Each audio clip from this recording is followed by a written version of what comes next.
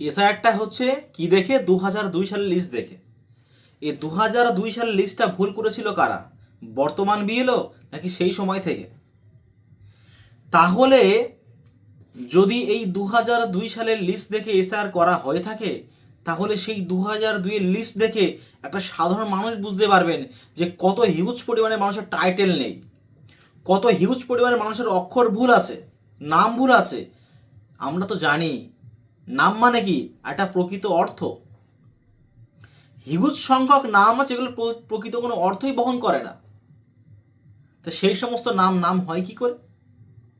আর সেই সমস্ত নাম দিয়েই এই বর্তমান 2025-এর এসআইআর করা হচ্ছে ওই জায়গাটাকে হাতিয়ার করে। তাহলে সেই সময় আগের থেকে বলা দরকার ছিল যে এই 2002 সালের লিস্ট দেখে কিন্তু এসআই করা হবে, একদম পুরোপুরি নামগুলোকে ঠিকঠাক করে ভালো করে সংশোধন করে বসানো যাতে হয়। কিন্তু সেটা তো হয়নি। ভুগতে হচ্ছে কাদের? সাধারণ মানুষের। এই সাধারণ মানুষ কারা? এদেরই কিন্তু ভোট বেশি। যত সাধারণ মানুষ ভোট এদেরই বেশি। আর হেয়ারিংয়ে যাবে কারা? এরাই। এখন এই যে হেয়ারিং, এই হেয়ারিংয়ের কথা যদি কারোর মাথায় আসে, ব্যাপারটা কিন্তু অন্যরকম বলে মনে হয়। হেয়ারিং মানে চিন্তার বিষয়, কেন আমার যেতে হবে? আমি তো এলাকার স্থানীয় বাসিন্দা। এই এসআইআর জিনিসটা যেটা হচ্ছে কারোর জন্য খুব ভালো, কারোর জন্য খুব খারাপ। আর এটা উচিত কাদের জন্য? যারা পুরোপুরি ভারতবর্ষের নাগরিক। কারা আনন্দে আছেন? যাদের কোনো কিছু ভুল টুল নেই 2002 2025-এ। আর সব থেকে চিন্তা কারা আছেন? যারা স্থানীয় বাসিন্দা হয়েও তাদের গড়মিল। তারা কি মন থেকে মেনে নিতে পারবেন কোনো সময়? আমি কেন হেয়ারিংয়ে যাব? আমার পূর্বপুরুষ এখানে বসবাস করেন অনেক দিন থেকে, কেন আমি হেয়ারিংয়ে যাব? তাহলে কেন ডেটা কালেক্ট করা হয়নি পুরোপুরি ভালো করে আগের যখন এসআইআর হয়েছিল? তাহলে সেই সমস্ত ডকুমেন্টস দেখে বারংবার এইগুলো হতো। এই যদি হয়ে থাকে, আমি একটা কথা বলছি, দেখেন হিউজ পরিমাণের নামের ভুল আছে, নামটা সংশোধন করা হয়েছে। তাহলে নামটা সংশোধন করা হলো কেন? যখন নাম সংশোধনের অ্যাপ্লাই যদি করা হয়ে থাকে, যে নাম সংশোধনের জন্য আমি অ্যাপ্লাই করেছি, কেন? নামটাকে সংশোধন করার জন্য। সেই নামটাকে সংশোধন করাই তার ভুল, টাইটেলটাকে সংশোধন করাই ভুল। কারণ 2002-এর সঙ্গে এখন মিলবে না। 2002-এ ভুল করেছেন আপনারা, সেটাকে আমি সংশোধন করেছি আপনাদের কাছেই ছুটে গিয়ে। আর আপনাদের ওখান থেকেই আমার এই যত সব হয়রানি স্টার্ট হচ্ছে, যত চিহ্নিত। আমার দোষ কোথায়? আমি বুঝি না, আমি জানি না। আমি গরিব মানুষ, তাই আমার হাতে ওই কলমটা নেই। এটাই হচ্ছে ব্যাপার।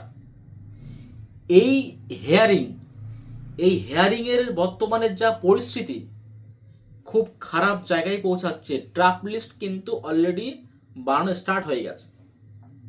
আপনারা তো টিভিতে অনেক খবর দেখছেন, টিভিতে অনেক খবর আসছে, অনেক রকমভাবে এক একজন মানুষ এক এক রকমভাবে ব্যাখ্যা করছেন। এই যে হেয়ারিং, হেয়ারিং যখন স্টার্ট হবে, ডকুমেন্টস মানুষ কোথায় পাবে? কোনো মানুষের কি সম্ভব 2002 সালে যেই নাম ছিল সেই নামটাকে সংশোধন করে পরে আবার ডকুমেন্টস বানানো হয়েছে, বর্তমানে ডকুমেন্টস সেই নামের সঙ্গে আবার মিল করানো? কোনো প্রকার এটা সম্ভব?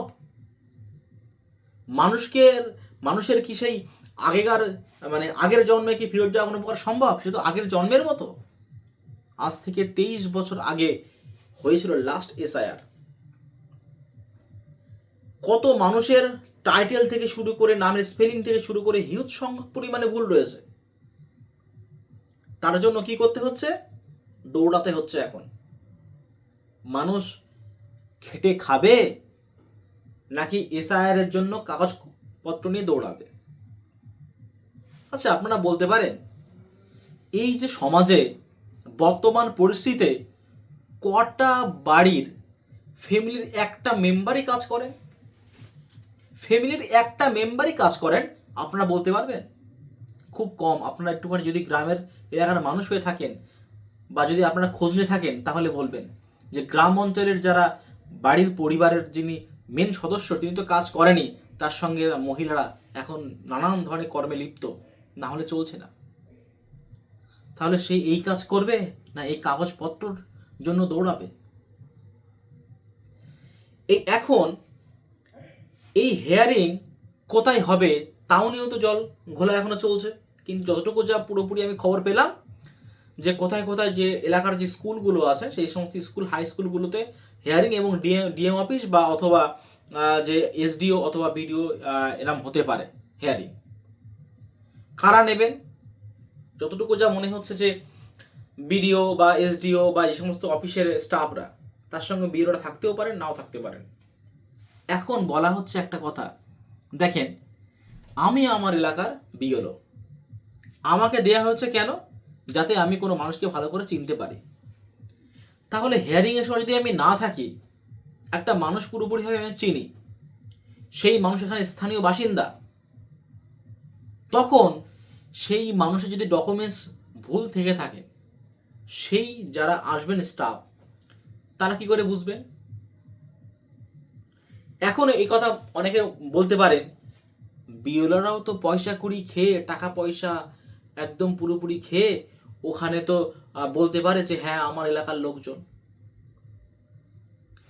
আচ্ছা, তাহলে এই সাজা ঘোষণার যে ব্যাপারটা আছে বিএলওদের থেকে শুরু করে ইলেকশন কমিশনের বিরুদ্ধে, এটা কি বিএলওদের মাথার কোনো চাপ কিছু নেই? কারণ যদি পাশ থেকে নোটিশ করে থাকেন যে অমুক বিএলও অমুক কাজ করেছেন, তখন ব্যাপারটা কোথাও যায়। অতএব বিএলওদের মাথায় কিন্তু এগুলো অলরেডি আছে যে আমার কাজটাকে পুরোপুরি নিখুঁতভাবে করতে হবে। সমাজে কোন শত্রু, কোন মিত্র, কোন জাতি, কোন ধর্ম, বর্ণ একদম দেখার কোনো দরকার নেই, যেটা অন্তত আমি করিনি। কারণ কোনো মানুষ, ধরেন একটা বয়স্ক মানুষ আমাকে এসে বলছে যে ভাই বা বাবা,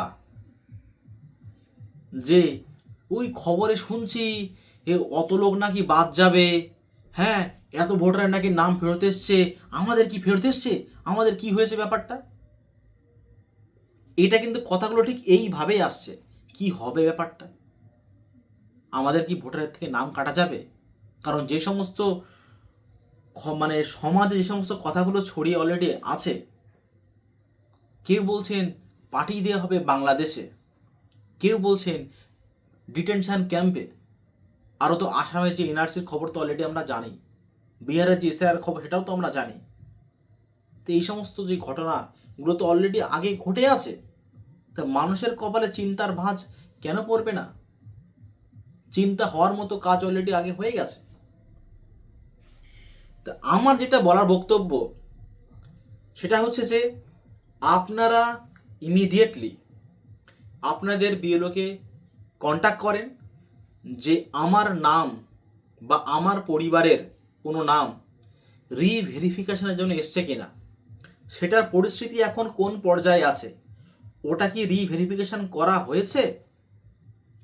যদি রিভেরিফিকেশন করা হয়ে থাকে, আপনাকে না জানিয়ে অথবা আপনার কাছ থেকে ডকুমেন্টস নিয়ে সেটা যদি নো অ্যাকশন করে যদি সাবমিট করে দেওয়া হয় তাহলেও চিন্তা।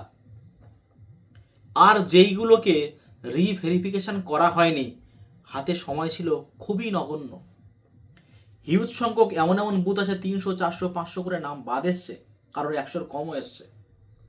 সেই সমস্ত জায়গায় ডকুমেন্টসগুলোকে আবার দেখে ভালো করে সাবমিট করা, এই যে বিএলও অ্যাপের যা রেটিং, আপনারা তো প্লে স্টোরে গিয়ে সার্চ দিলেই বুঝতে পারবেন। তো আমি লাস্ট যখন আমি আপডেট করলাম 2.7 রেটিং ছিল। কোন অ্যাপের 2.7 রেটিং? ভারতবর্ষের মানুষের ভোট যে এসআইআর করার জন্য যে প্রধান অ্যাপ, সেই প্রধান অ্যাপের 2.7 রেটিং। তাহলে ব্যাপারটা কেমন লাগে? 2.7 রেটিং চলছে একটা এসআইআর এর যে বিএলও অ্যাপের। ওই অ্যাপের মধ্যে কাজ করতে যে কত ভালো লাগছে সেটা একমাত্র বিএলওরাই জানে। কারণ ফর্ম যখন সাবমিট করা স্টার্ট হয়েছিল, সেই ফর্ম সাবমিট স্টার্ট হওয়ার মোটামুটি পরপরই ওটা সন্ধ্যার পর থেকে চালানো খুব কষ্ট হয়েছে। যেগুলো আমি করেছিলাম, আমি ম্যাক্সিমাম দিন রাত 1টার পরে চালিয়েছি। রাত 1টার পরেও মোটামুটি খুব একটা ভালো হয়নি, মানে 3টের পর থেকে পুরোপুরি 3টে, 4টে, 5টা, 6টা এই টাইমটা একদম পুরোপুরি সার্ভার খুব সুন্দর ছিল, মানে তখন প্রেশার অনেকটা কম ছিল এই সময়টায়। কারণ ভারতবর্ষ তো আমাদের আর কম বড় জায়গা নয়, একদম পুরোপুরি এ মাথা থেকে ও মাথা, মানে এক জায়গা থেকে আরেক জায়গায় টাইমের ডিফারেন্স 1 ঘন্টা 30 মিনিট হতেই পারে। ওই কারণে হয়তো কোথাও এখানে সন্ধ্যাবেলা, তখন ওখানে রাত হয়ে গেছে। আর মানুষের তো, আমরা সবাই তো কর্মের সঙ্গে যুক্ত। যখন কর্ম সেরে যখন বাড়ি যখন ফর্মগুলো নিয়ে এসেছি, তখনই সাবমিট করতে বসেছি সন্ধ্যাবেলার থেকে ভীষণ ডিস্টার্ব করেছে। সেই বিএলও অ্যাপে এই রিভেরিফিকেশন করার জন্য অনেকেই আছেন, যতটুকু যা শোনা যাচ্ছে যে পুরোপুরি সাবমিট করতে এখনো পারেননি। রিভেরিফিকেশন এসছে, সাবমিট করা হয়নি, মানে ভেরিফিকেশন করা হয়নি, মানের অর্থটা কেমন বোঝায়? ওইগুলো কি প্রবলেম আছে?